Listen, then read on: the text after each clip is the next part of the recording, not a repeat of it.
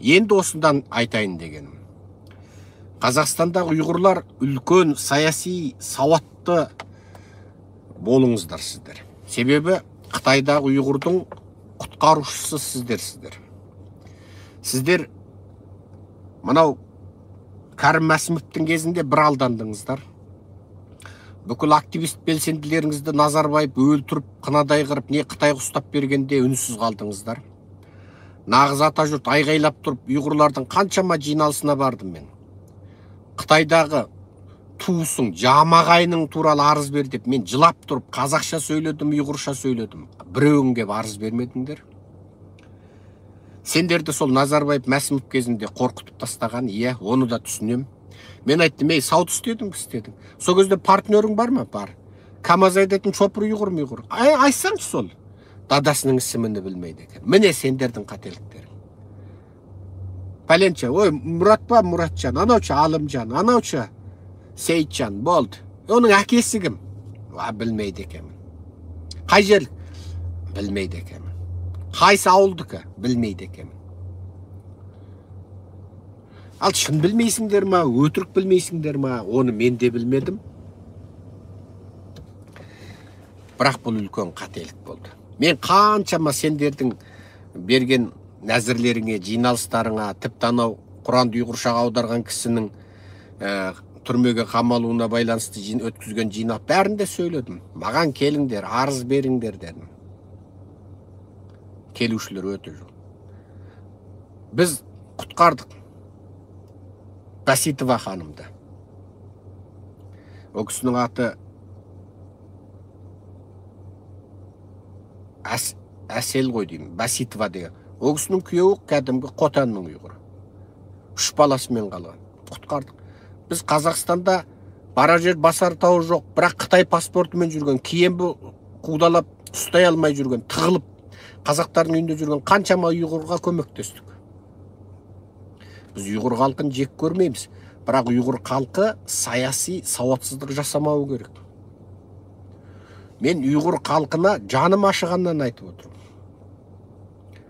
Біріншісі, мынау Жаркент, Чонжы, Шелектің ұйғырлары, мына жер біздікі деген сасық әңгімені айттыңдар, сендер мәңгі бақи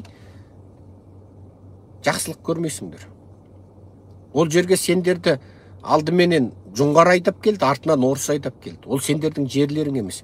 Егер сендер анау Самсашы Қасым Мәсімидің, Мәсімовтің көкесінің кітабына сеніп, бұл жер біздікі деп өтірік әңгіме айтсаңдар, онда тарихта қара бет боласыңдар. Орыстың тарихын қараңдар, Қытайдың тарихын оқыңдар.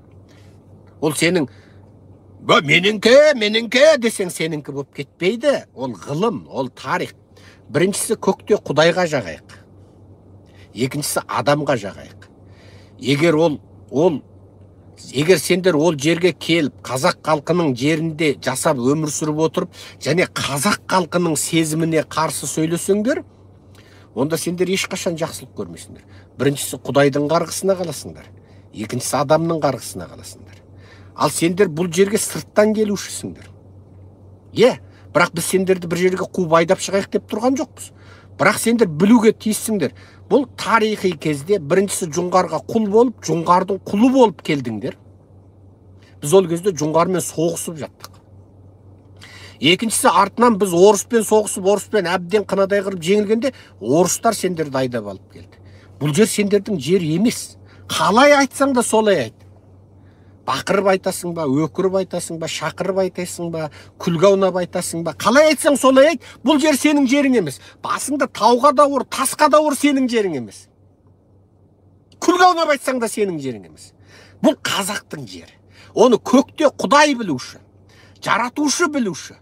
Жаратушы бұл жерді қазақтың жері қып беріп қойған. Енді сен сол жерге келіп, үй ішінен үй тігемін деп, қазақ халқының, онсыз да Назарбаевтың тепкісінде, онсыз да 70 жыл Сәбеттің тепкісінде, одан 30 жыл Назарбаевтың тепкісінде әбден жүйкесі жұқарып, барар жер басар тауып қалмай, ызада отырған қазақ халқының жүйкесіне тисеңдер, сендер біріншісі Құдайға жағамын ба, соны ойлаңдаршы.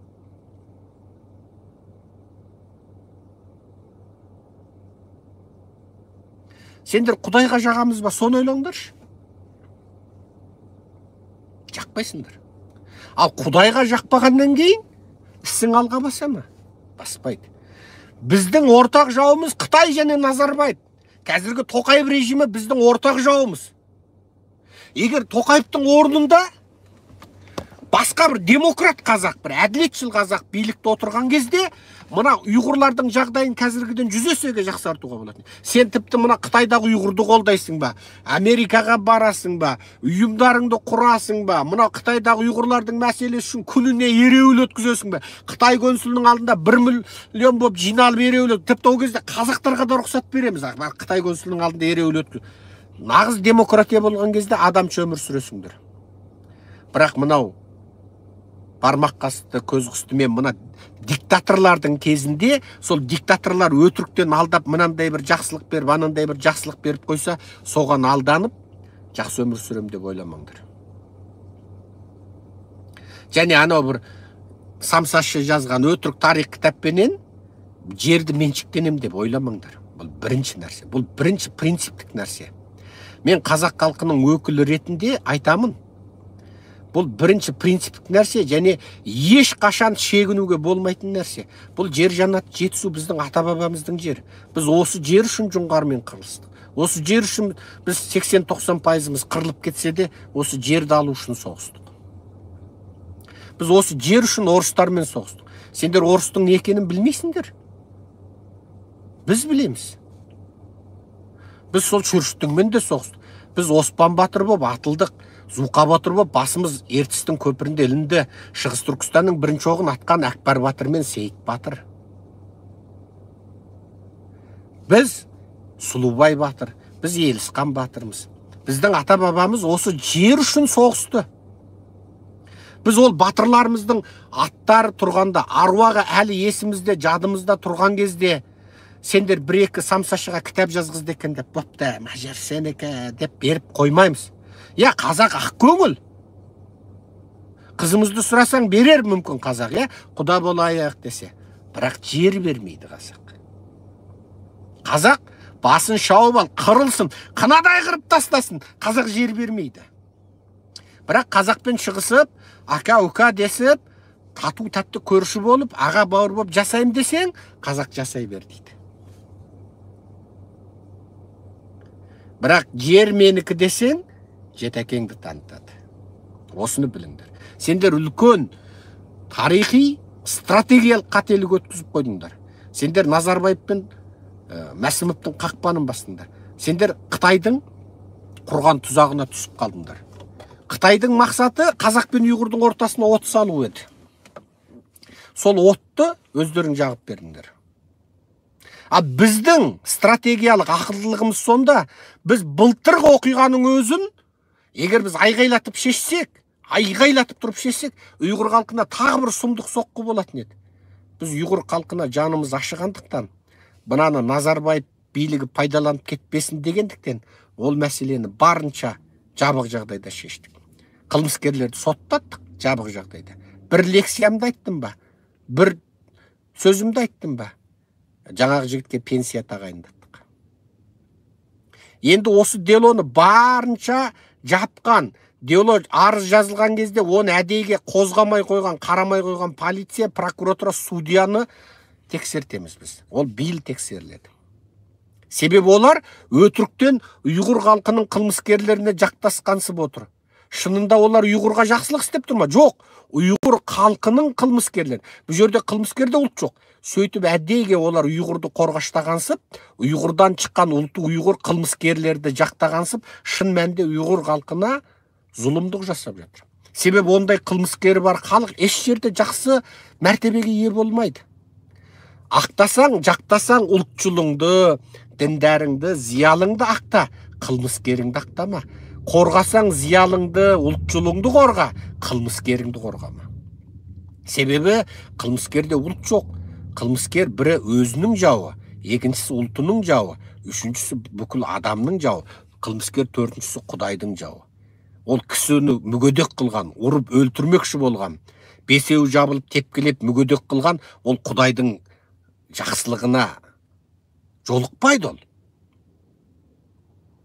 Ол Құдайдың жақсылығына жолықпайды. Және оны қорғаштап, оны сол сенімен бір ұлт болғаны үшін оны қорғаштап, оны жаңағы жасырып жабу, ол да саған жақсылық әкелмейді. Көктен Құдайдың тіке қарғысы жауады. Оны сен қорғасаң да, жақтасаң да, алдымен бірінші Құдайға жағуды ойлайықшы. Ақиқатты ойлайық. Ақиқатшыл Құдайға жағар, ақиқатсыз қарғысқа қалар дейтін сөз осыдан шығады. Егер бір қазақ бір ұйғырды мүгедек қылса, ұрып көзін шығарса, сотталсын. Қазақ болғаны бір тиын маған. Егер ол шынайы нақақтан біреуді ұрып сөйтіп көзін шығарды ма, менің қолымда билік болса, ол маған десе 1000 миллион жерінен қазақ болсын. Маған десе менің туысым болсын, құдам болсын, сотта деймін. Өлім үкім ету керек болса, өлім үкім ет деймін. Мен ол үшін, оның қазақ болған үшін, тіпті маған туыс болған үшін мен оған жаным ашымайды. Неге? Біріншісі ол біреуді мүгедек қылып тұр, не өлтіріп тұр. Екіншісі ол Құдайдың қарғысына қалып отыр. Оның маған ұлты қазақ болғаны қызық емес еді. Міне бұл жүректегі иман барлығы, міне бұл жүректе ақиқаттың барлығы.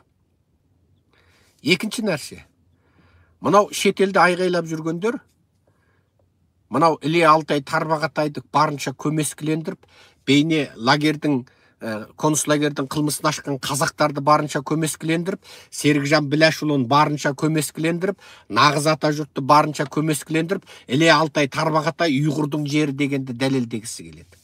Бұл екінші үлкен тарихи қателіктерің. Егер осы қателіктеріңді шұғыл арада дұрыстамасаңдар, онда қазақ халқымен одақтаса алмайсыңдар. Бастарыңды тауға да ұрыңдар, тасқа да ұрыңдар. Қалай істесеңдер, олай істеңдер. Іле Алтай Тарбағатай Буратал Санжы Баркөл Мори Ақсай қазақтың жері. Оны кімде-кім қазақтың жері деп мойындамаса, және қазақтың жері екендігін теріске шығарғысы келсе, біріншісі ол Құдайдың қарғысына қалады. Екіншісі ол қазақтың қарсылығына қалады. Мен қайталап тұрып айтам, қазақ халқы ешқашан ол жерден бас тартпайды. Біз тірі тұрғанда ешкім ол жерден бас тартпайды. Қазақстанға көшіп келген 500 миллион Қытайдың қазағы өздері туып өскен ол жерден бас тартпайды. Ол жерде жасайтын 5 миллион қазақты біз адамды құқымен қоса, адам сияқты өмір сүруімен қоса, және сол жермен қоса қорғаймыз. Кеше Қабанбай Батырдың мүсінін шаққандығы туралы бүкіл дүние жүзі медиасына дабыл қақтық. Бүкіл дүние жүзінің журналистері интервью алды. Неге? Қабанбай Батырдың кім екендігін бүкіл дүние жүзі мойындаған. Ол Қытайдың бүкіл тарихында тұр. Ол бүкіл қазақтың тарихында тұр. Сол Қабанбай Батыр Жоңғарды қынадай қырған батыр. Сол Шүршітпен соғысып Манчжур империясы менен Үрімшіде келіссөз өткізген батыр. Сол жерде сауда керуенін бастап барып, жылына бір реттік жаңа сауда келісімін жасап отырған батыр. Соның ескерткішін Іле Қазақ автономиялы облысында шағып отырғаны, ол Қытайдың ол жердің қазақ жері екендігін ұмыттырмақшы болғанды. Егер сендер де сөйтіп қазақтарды көмескілендіріп, қазақтарды елеусіздендіріп, қазақтың ішінен шыққан сатқындармен одақ болып, жаңағы Қазақстан ұлттық қауіпсіздік комитетінің иттері, Қытайда концлагер жоқ деген сатқындармен одақ болып, соларменен шақырғыштап, онда сендер Қазақстан ұлттық қауіпсіздік комитетімен не айырмаларың бар? Қытайдың ұлттық қауіпсіздік комитетімен не айырмаларың бар? Егер сендер де қазақтың жеріне сыртынан ие болсаңдар, онда қазақтың аздығын, қаруының жоқтығын, от қаруының жоқтығын, жоңғармен соғысып әбден әлсіреген кезін пайдаланып, қазақ жерін жаулап алған орыстар мен қытайлардан не айырмаларың бар? Алдымен осы істерің, осы қылықтарың Құдайға жаға ма? Соны ойлаңдаршы. Іле Алтай Тарбағатай басыңды тауға ұр, тасқа ұр, күлге аунасаң да қазақтың жері.